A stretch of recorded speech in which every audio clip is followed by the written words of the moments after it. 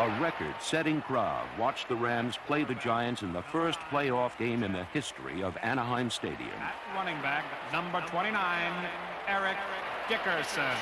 For L.A., it was their 10th playoff game in 12 years. It also proved to be their final game of the season. They're kicking towards the sun, so we don't have a sun problem. We're going to left with the football.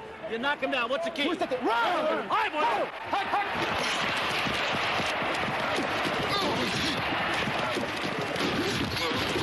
In a pad-popping defensive battle, the Rams held the Giants to 1 touchdown.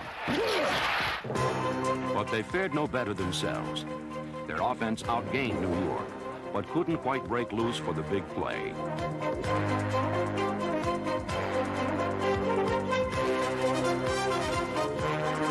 Appropriately, LA's only touchdown of the day was scored by Eric Dickerson.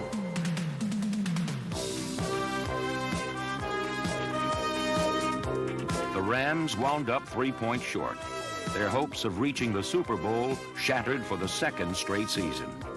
Still, it was a year of historical performances and inspirational courage, a reason for team pride. I feel very proud of this football team. This football team will fight your butt no matter what. It's come a long, long way in these last couple of months, and I think it's an outstanding football team. We want very much to come back and try again. We're 0 for 2, but you got to admit we're getting closer. I'll answer any questions. The real question was how the Rams even reached the playoffs in view of the wave of injuries that swept through the team. Against Cleveland, Vince Ferragamo's pass to Ron Brown produced the rookie's first professional touchdown and the Rams' first win. The next week, Ferragamo broke his hand and was lost for the season. He was not an isolated example. Summer camp injuries deleted Johnny Johnson, Gary Jeter, and Mike Barber. More soon followed as John Robinson's squad lost 9 starters and rarely were able to field their best players. Despite the loss of key people, the Rams survived without a marked decline in performance. Much of the credit goes to their unflappable second-year coach, John Robinson. All-Pro tackle Jackie Slater explains why. One of his main strengths is the way he relates to his ball club. He gets right down on a personal level. I don't believe there's a guy on our football team that doesn't feel that Coach Robinson doesn't know him personally. John Robinson has been able to handle the pressures of the media and of the fans and also put together a cohesive team with one direction, and that is to win. To win, the Rams now look to an untested free agent from Dartmouth. The season rested on Jeff Kemp's young shoulders. But the Cincinnati Bengals bore the brunt. A spectacular game-winning pass, hand-delivered by a congressman's son to an Olympic gold medalist.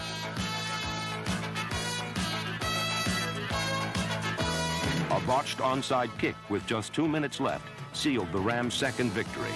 It's picked up by Goodman at the 45, 30, down to the 20, down to the 15, to the 10, down to the 5, touchdown! It's backfired. It backfired, and Mike Goodman ran up and fielded that thing at about the 45-yard line and returned it for a touchdown. If Goodman's gift seemed unusual, it was nothing compared to what took place a week later against the Giants. The goalpost fell there. Well, I'll be darned. The goalpost to our left has blown over. So there's an NFL first, I think. But we've seen quite a bit this year, haven't we? We have seen some unusual things, indeed. Still to come was a record 3 safeties in 1 quarter. It's blocked again, and it is loose ball in the end zone, and it appeared to be Norwood Bass who got the block punt.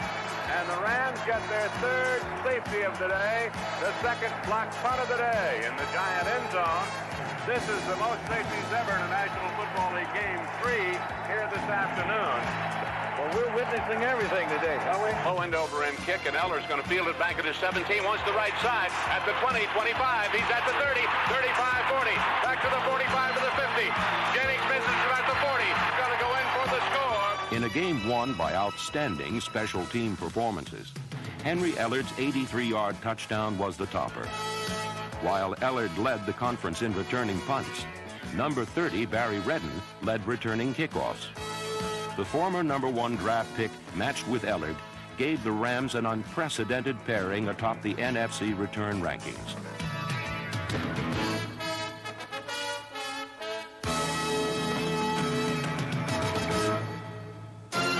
the men who manned the special teams were something special. They ranged from Ivory Sully, number 37, to place kicker Mike Lansford, who successfully hit 18 of his last 20 field goal attempts, including a Ram record 13 in a row. But the most efficient component was the punt coverage squad, an amalgam of bench warmers and starters whose mission was to race downfield at top speed, avoid blocks, then strike.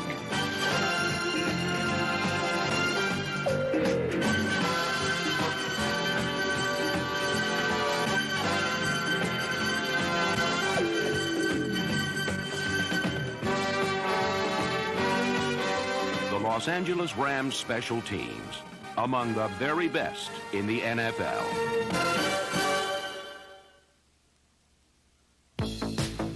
Vince Ferragamo's broken hand was the injury that most affected the Rams, for it placed team fortune squarely in the grasp of inexperienced Jeff Kemp.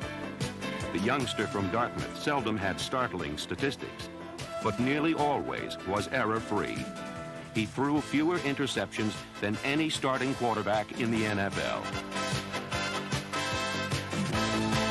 The wide receiver position was characterized by blazing, game-breaking speed. In one case, world-class sprinter speed, as number 89 gold medalist Ron Brown switched from red, white, and blue to Ram blue and gold and became the fastest man in football. You've got to have the kind of speed necessary to break man-to-man coverage. Speed is a prime element.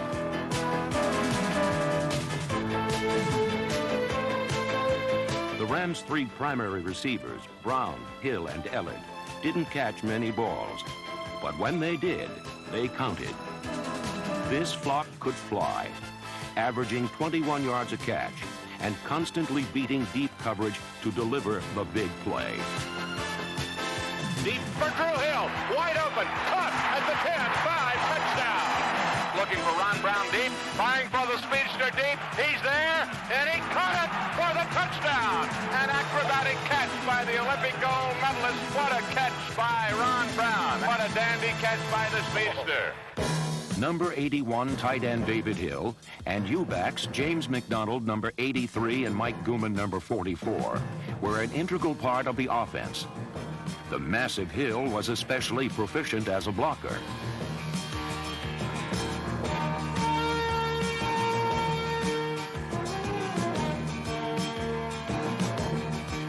What the Rams do best is run the football, and they run it behind the most talented offensive line in the league. The anchor is center Doug Smith, who was voted to the Pro Bowl. The guards were number 60 Dennis Hara, still one of the best, and number 72 Kent Hill, a Pro Bowl starter for the fourth time. When All-Pro tackle Jackie Slater went out with his injury, number 75 Irv Pankey stepped in and played well. But the biggest story was the largest member of this elephantine line.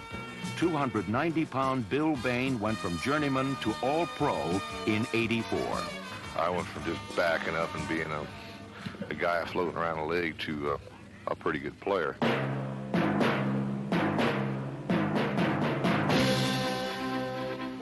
The most vivid testament for the blocking talents of Bill Bain and friends on the forward wall was the record-breaking season of Eric Dickerson.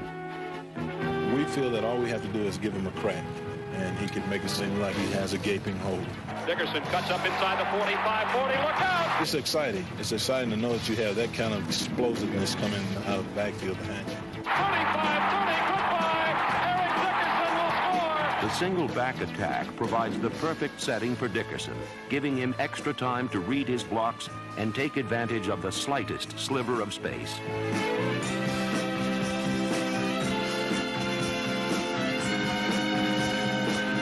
Contrary to Dickerson's dashing space goggle trademark, he has unerring vision, the ability to see the field in front of him in slow motion, get a clear read, then react. There is no greater connoisseur of Dickersonian skills than his head coach, who even rhapsodizes about his superstars' short runs. Most of the big runs just kind of happen. You know, you charge through a hole and bang, you're gone. But those 6, 7, 8-yard runs, boy, there's some great things happen in those.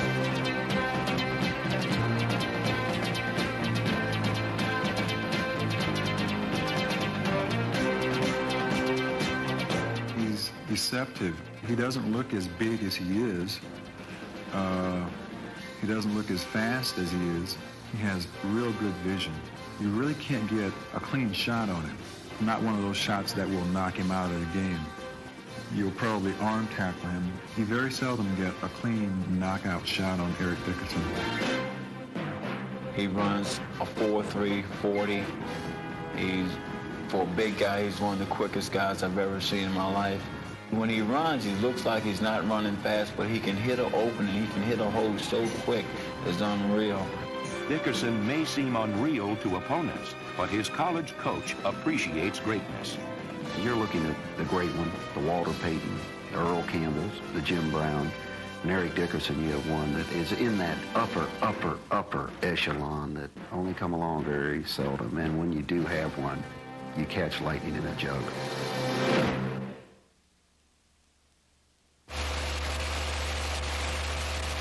No one cooled Dickerson down in the first 6 games.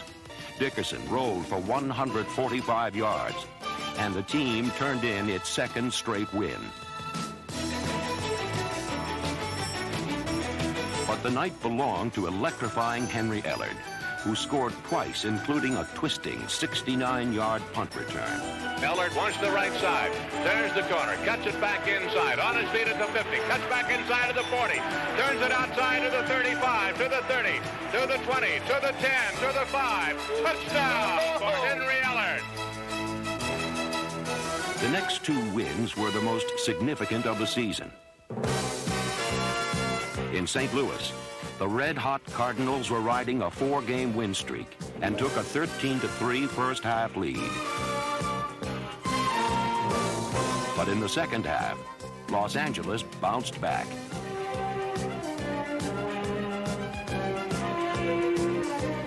Ron Brown's 52-yard bomb began the comeback. Then Robinson's patented ball control took over. Gotta stay up on him, huh? Anything sideways, try to find something and hit it. That was the backside end that got you on that. I think you had something there.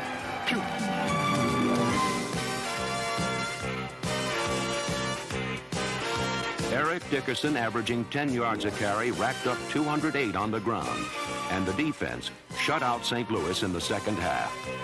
The game came down to the final seconds when Jack Youngblood saved the upset with a blocked field goal on the final snap. Youngblood's clutch play, along with his trio of sacks, ended the Cardinal win streak and prompted John Robinson to call the 14-year veteran defensive end the best football player he's ever been around.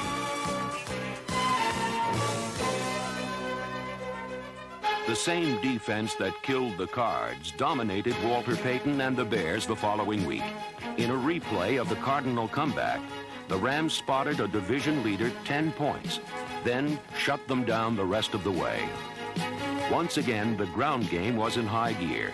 The Ram attack racked up 370 yards and 29 points against the league's leading defense. For the only time all year, the Bears' ravenous sack pack went hungry without a single sack. It cost them the game. Firing deep down the right side. And there's Ellard, and it is tipped up and away, and it is caught by Ellard at the 10, at the 5, and touchdown as he took it away. Now, clearly focused in the playoff picture, the Rams had earned back-to-back wins over NFC division leaders. And they did it with defense. Though not a dominant force, the defense made its presence felt. They were 11 men, led by one great player. That's been the motto and the focus of our defense all year long. 11 people going to the football all the time, no matter where it is on the field. 11 men to the football at all times. An apt motto for this group. Nowhere was it more evident than against the run, where opponents were fortunate to simply reach the line of scrimmage. LA's defense shut down enemy ground games all year, burying ball carriers under an avalanche of blue and gold.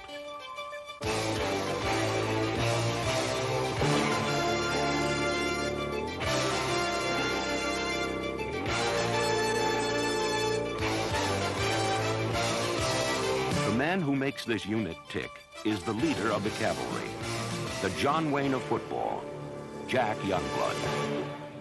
I know I have a leadership role here, and I think it's not so much from the podium, but rather from the field, from participation, leadership by example. He's the perfect example of a man who works every day, almost ritualistically, to get ready for each Sunday. And I've spent 2 years pointing at him and say, look, this is how you do it.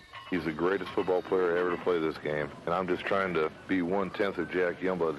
I'm trying to emulate him right now, and I'm not doing a very good job.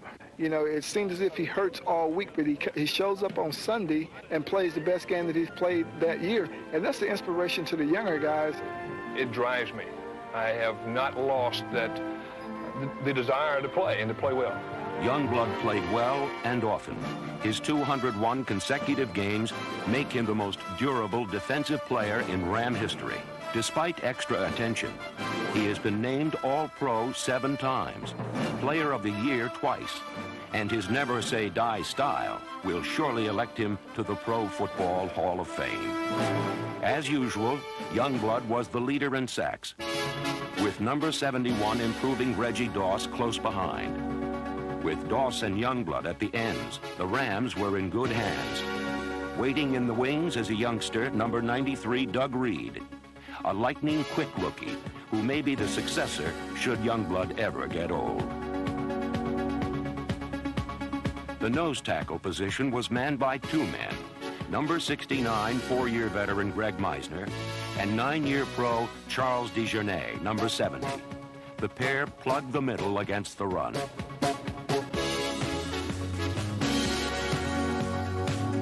The starting linebackers were number 58 Mel Owens on the left side and George Andrews, number 52 on the right.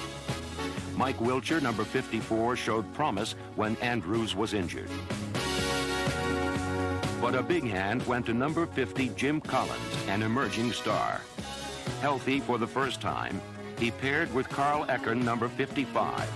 The two led the Rams in tackles and teamed perfectly in the middle of John Robinson's 3-4.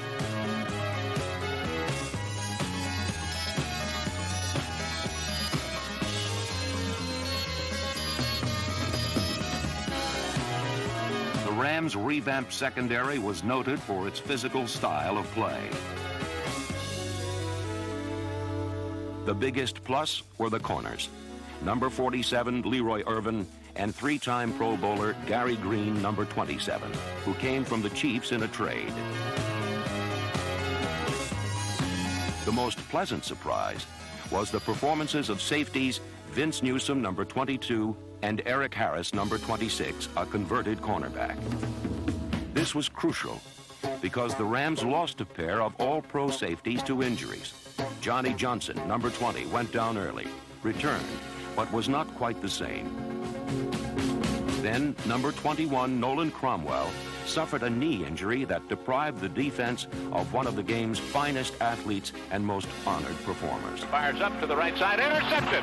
Picked off on the left side by Nolan Cromwell. He's going to go in for the touchdown, and does. And the Rams score again.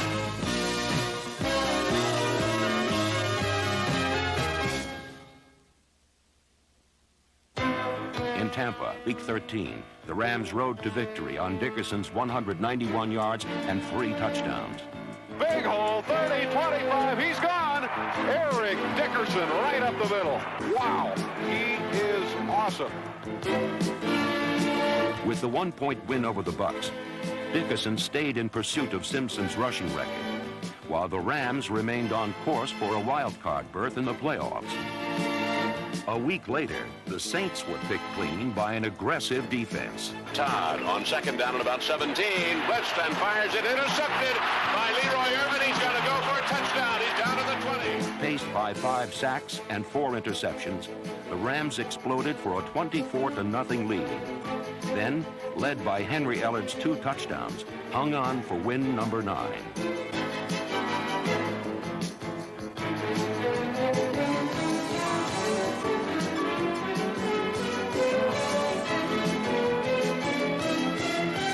Next came the Oilers and Eric Dickerson's date with destiny.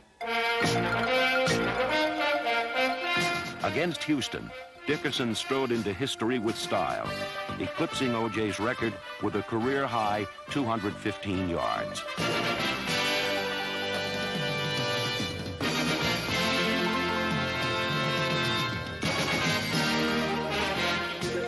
got it, and a brand new single-season rushing record for the outstanding star from Southern Methodist. While Dickerson was one singular sensation, his epic season was an achievement shared by the entire Rams family.